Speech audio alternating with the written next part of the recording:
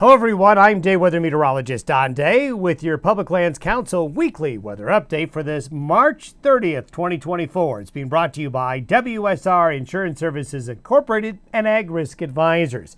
Well, here we go in the last days of March, and we'll end March kind of going out like a lion in many areas of the Rockies, the Northern Plains, the southwestern United States, and the West Coast, as another cold, wet weather pattern with another storm system is going to be rolling through the Rockies, California, Washington, Oregon, Nevada, Idaho, in Arizona and New Mexico. We'll see areas of rain and thunderstorms and mountain snow, while the central and northern Rockies will be looking at rain and snow through Easter weekend and into Monday, and some of that will stretch out into the northern plains. That follows up the storm that we had last weekend that affected many areas. Now, we're going to have a warm-up, especially midweek, from Tuesday through Friday. High pressure will build, temperatures will rebound, and it'll get very spring-like, but another strong western storm is possible by next weekend, and we'll need to keep an eye on that one as well for the far west. Over the last 7 days, it certainly has been a lot colder than what we had over the previous 2 weeks. You can see all the green there, much below average temperatures across many parts of Canada, the northern plains, but a lot of blue across the lower 48 states. So the last 7 days have been colder, and will end colder as we go into the last days of March. Now, last week, that storm hit this area the hardest, right there with the heaviest snow, but also moderate snows back into Montana, the Dakotas, with the heaviest snow across parts of Nebraska, Iowa, Wisconsin, and across Minnesota into the northern Great Lakes. We continue to see more snow in the Rockies and the Intermountain West. And there you can see where the heaviest snow was. Pretty good snow right here. Look at that cold, moist pattern that came on in, bringing areas needed precipitation, but it did bring some stressful livestock weather for sure. And we're going to have another round of that because of this low right here, sliding down the California coast.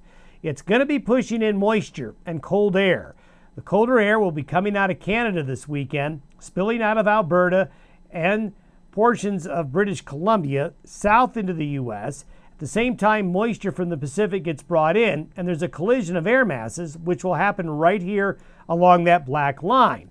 And we're going to see an axis of heavier rains and snows and colder weather in that area here through this Easter weekend and into Monday. Then high pressure builds in strongly between Tuesday and Friday of next week. This area of high pressure right here will bring a warm up to the west, while cold, stormy weather will be found in the Great Lakes, the nation's midsection, and the far east. This high pressure ridge, though, is not going to hang around. It's going to head east, and this low pressure right here, by late next week, this is by next Saturday, pushes into the western United States, and this will bring rain and snow and colder weather back to the interior west by next weekend and into the days following that. So we're kind of going back and forth between warmer, milder spells, colder, wet spells. I guess you call that spring. That's exactly what we should expect this time of year. Over the next 7 days, the heaviest precipitation is in a west to east axis right along here. In the western and northern areas, a lot of this is going to be in the form of snow, as you can see there. So South Dakota, parts of Nebraska, Wyoming, the mountains of Colorado, and back into the interior west. We're going to add to the snowpack there with cold, wet conditions across the low elevations. So a lot of back and forth with drier, warmer, milder days, colder, wet days. This back and forth is going to continue as we leave March and head into April.